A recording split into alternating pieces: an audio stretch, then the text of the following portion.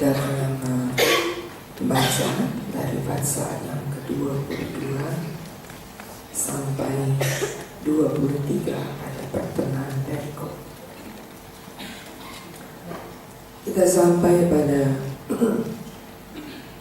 bagaimana rencana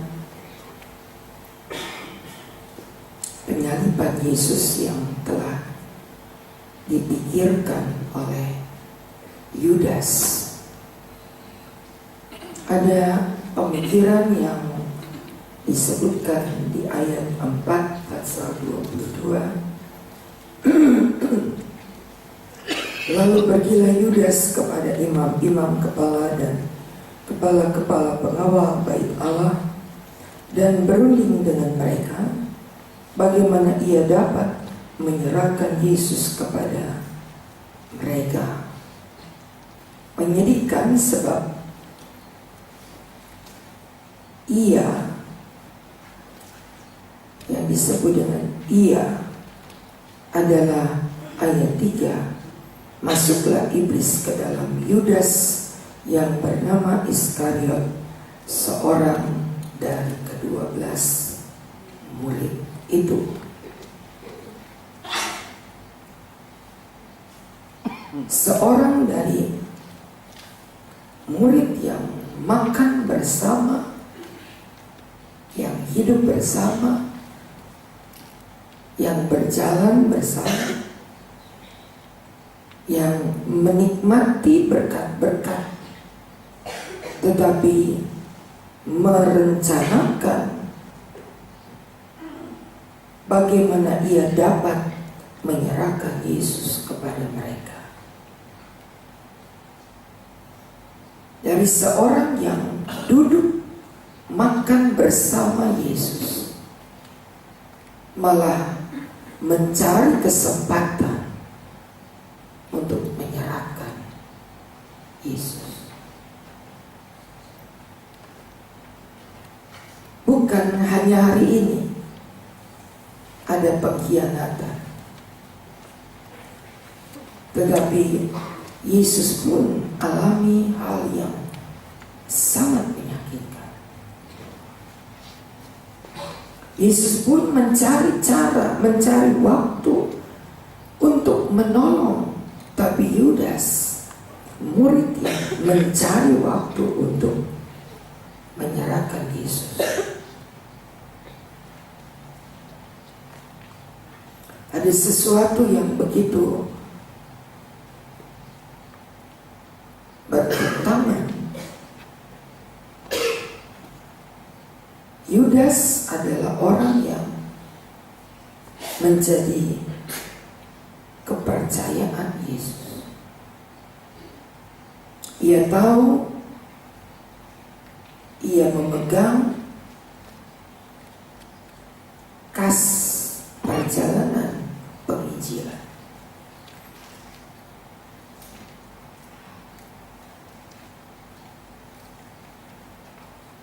Diberikan kesempatan, tetapi ayat 6, ia menyetujuinya dan mulai dari waktu itu ia mencari kesempatan.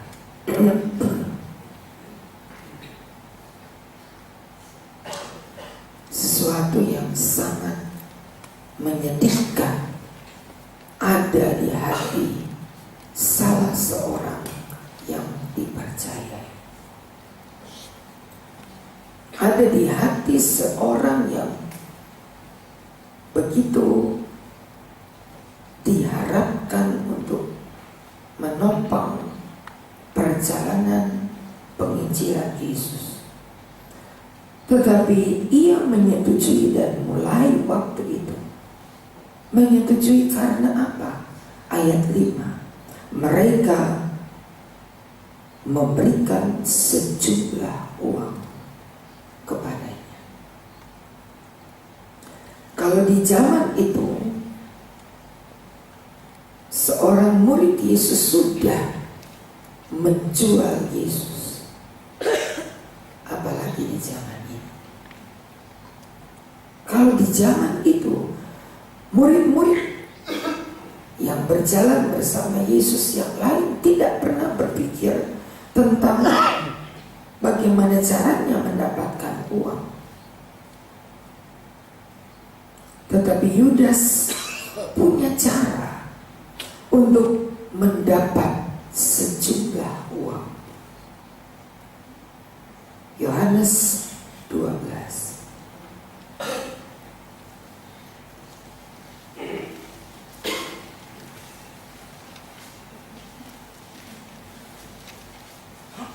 Yohanes 12 ayat yang keempat.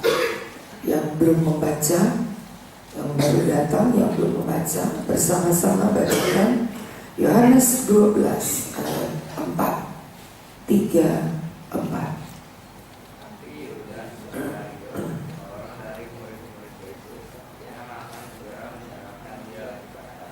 5.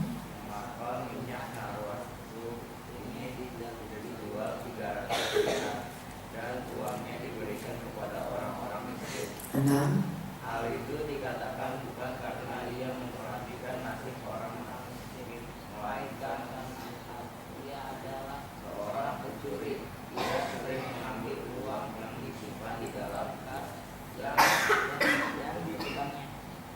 Yudas, seorang dari murid Yesus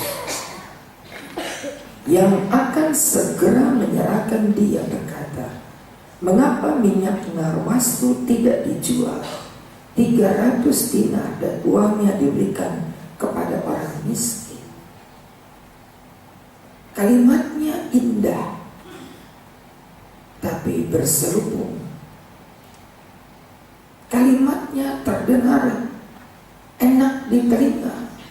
Mengapa minyak narwastu tidak dijual 300 dinar dan uangnya diberikan kepada orang miskin? Seolah-olah Yudas begitu peduli tentang bagaimana memperhatikan orang miskin. Hal itu dikatakan bukan karena ia perhatikan nasib orang miskin, bukan. Ayat yang ke-6, melainkan karena ia seorang pencuri. Ia sering, bukan sekali, sering mengambil uang yang disimpan dalam kas yang dipegang. Perhatikan motivasi yang ada di hati kita dengan jujur. Perhatikan motivasi apa yang ada di hati kita ketika kita duduk dalam ibadah. Saudara yang tahu kelemahan, kita tahu masing-masing dengan hati kita. Tetapi Allah adalah Allah yang mengetahui sampai sum-sum kita. Kata pengkhianatan adalah kata yang sangat bertentangan dengan apa yang disebut kasih. Kata pengkhianatan adalah musuh besar terhadap kasih.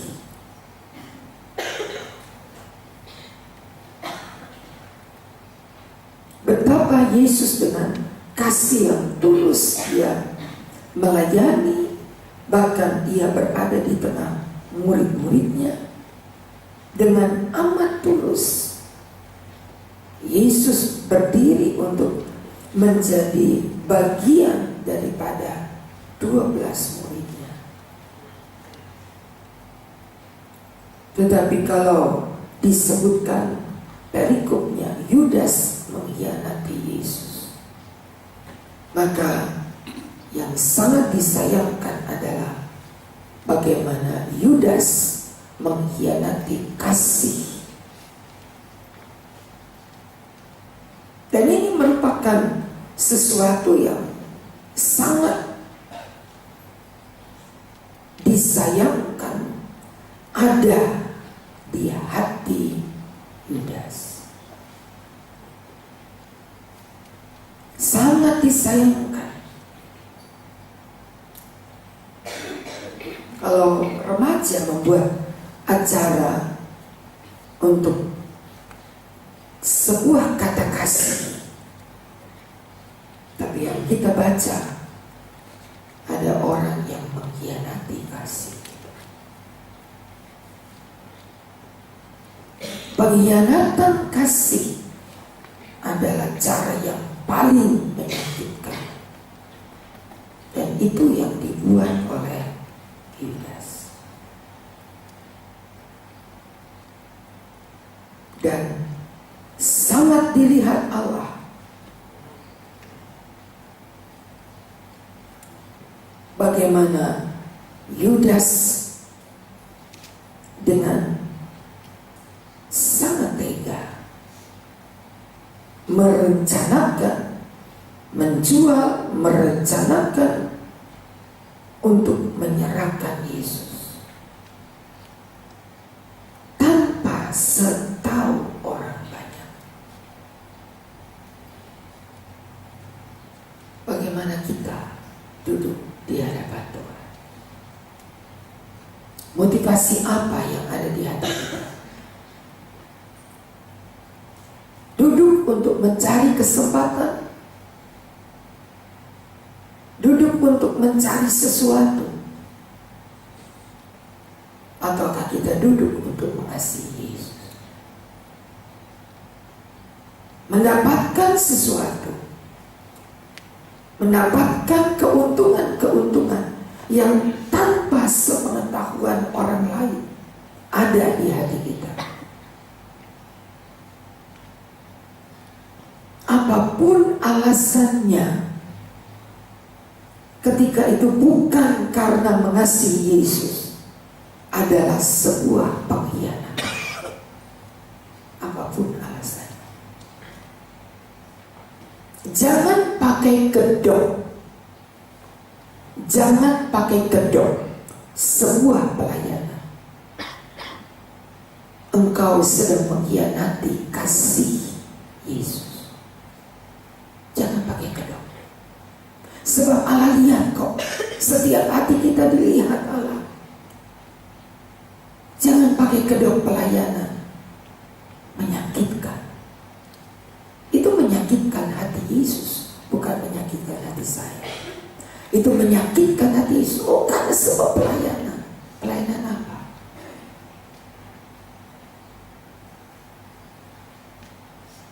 Allah melihat semuanya. Allah tahu. Terlalu banyak kata kebohongan di mulut kita hanya untuk sebuah pelayanan. Pelayanan yang bagaimana?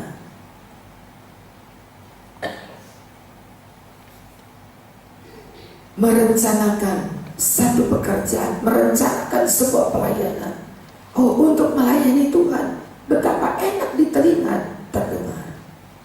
Tetapi hati Yesus sangat tahu apa yang ada di hati Yudas. Dan apakah harus ada di zaman ini Yudas ada di tengah belakang? Apakah harus ada?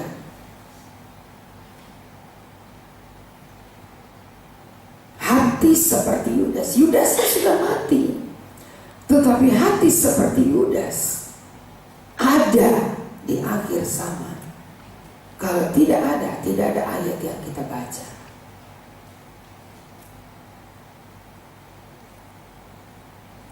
Allah sangat tahu. Kalau kita berdiri di cermin Yesus, maka kita lihat diri kita masing-masing. Oh, itu saya. Kalau mau jujur berkata, itu saya.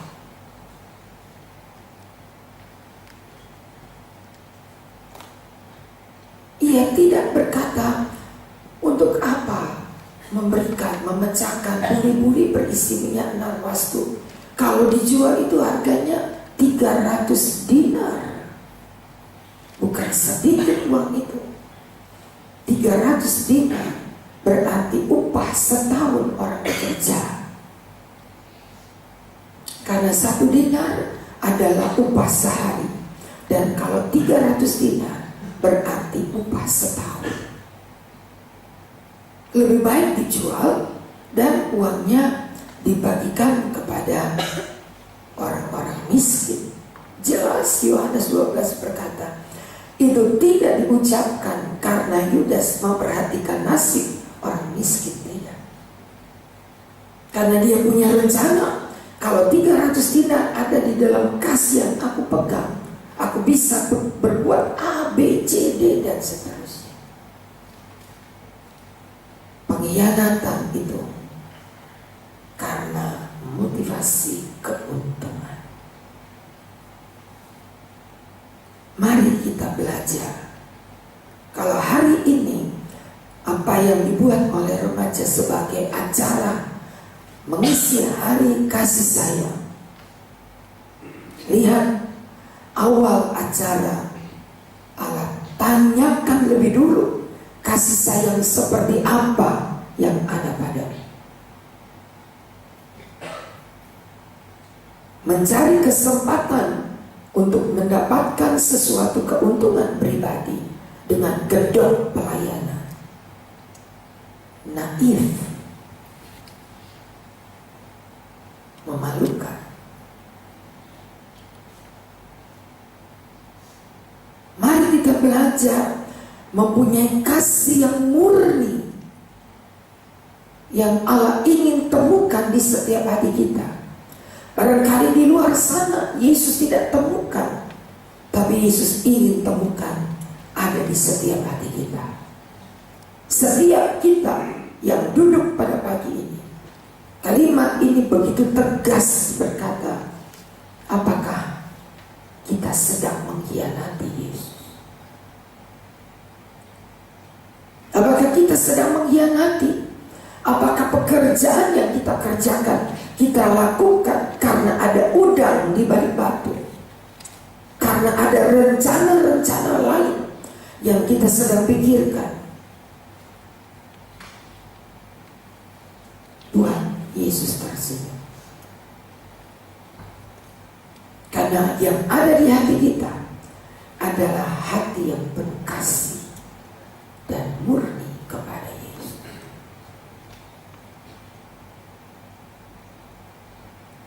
Di akhir perjalanan Yesus, sebab itu ketika di pasal 22, Yesus dengan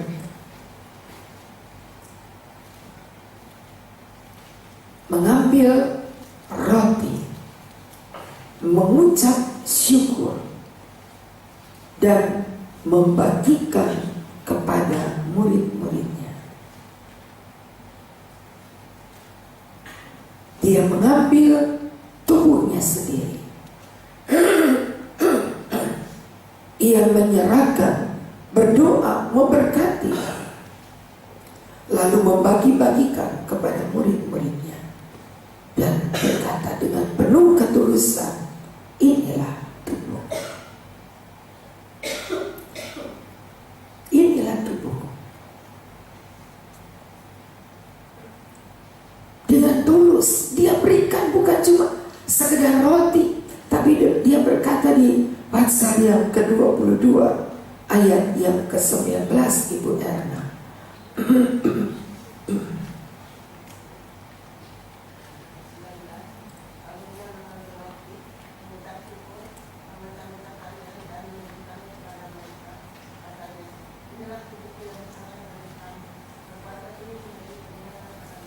Inilah tubuhku.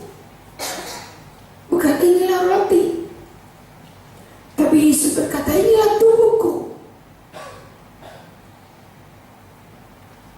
Pengkhianatan kasih kepada Yesus adalah pengkhianatan terhadap tubuh Kristus. Inilah tubuhku. Yesus tidak berkata inilah roti. Yang dipegang adalah roti. Tapi yang disebutkan adalah inilah tubuhku. Dan pasal yang sama, ayat yang ke 20 Ia berkata, cawan ini adalah cawan perjanjian baru oleh darahku. Kurang apa saudara? Yang diberikan itu tubuhku dan darahku. Setega itukah kita mengkhianati tubuh dan darah Yesus? Hanya untuk kepentingan pribadi. Tidak mempersalahkan. Kalau tiba waktunya, dia tidak mempersalahkan. Kalau tidak tiba waktunya,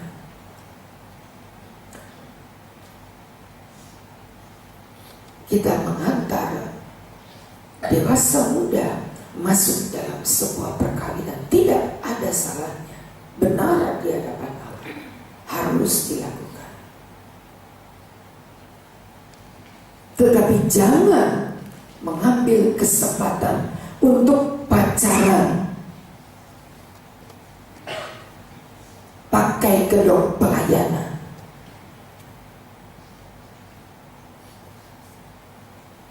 Jangan pakai rencana pacaran untuk pakai kalimat, oh saya mau melayani. Kalian sedang mengkhianati tubuh dan darah Yesus. Tidak salah, mau pacaran boleh, tapi jangan pakai kedok pelayanan. Aduh, sangat menyakitkan. Remaja loh, yang saling tabrak menabrak.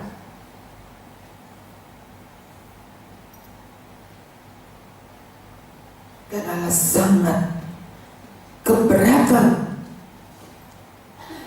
kalau di dalam ibadah kita, di dalam pelayanan kita, siapapun kita, remaja kah, orang tua kah, siapapun, kalau mengambil keuntungan dari kasih Allah hanya untuk kepentingan pribadi, Tuhan kiranya tolong kita murnikan hati, murnikan pelayanan, murnikan pekerjaan, murnikan ibadah, murnikan setiap kegiatan yang kita lakukan, supaya hati Yesus disenangkan. Inilah tubuhku luar biasa. Setega itukah kita mengkhianati tubuh dan darah? Inilah tubuhku. Dia berikan, lalu dia pecah-pecahkan dan memberikan kepada mereka. Ayat 19. Demikian juga cawan sesudah makan, ia berkata, cawan ini adalah perjanjian baru oleh darahku. Ayat 21, lihat. Tangan orang yang menyerahkan aku ada bersama dengan aku di meja ini. Di meja yang sama, di mana Yesus duduk di kepala meja, dan di antara yang duduk ada orang yang menyerahkan aku.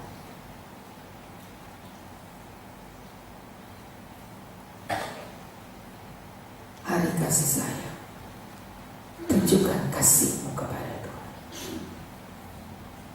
Hari kasih sayang, murnikan seluruh pekerjaan pelayanan kita kepada Tuhan. Murnikan.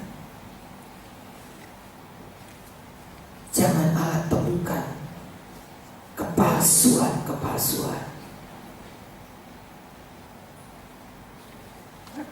Betapa bangga hati Allah kalau di antara kita murni, yang ada di hati kita cuma kasih kepada